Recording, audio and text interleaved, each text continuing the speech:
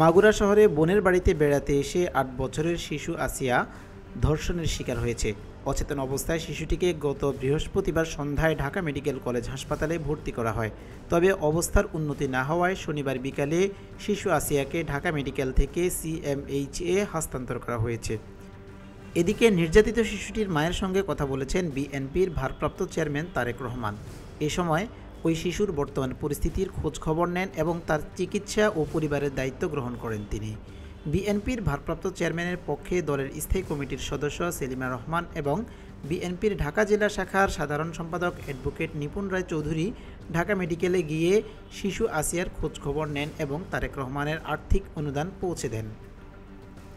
তারেক রহমান শিশুটির মাকে ন্যায় বিচার পেতে এবং উন্নত চিকিৎসায় সহযোগিতার আশ্বাস দেন। Desk report, the holy media.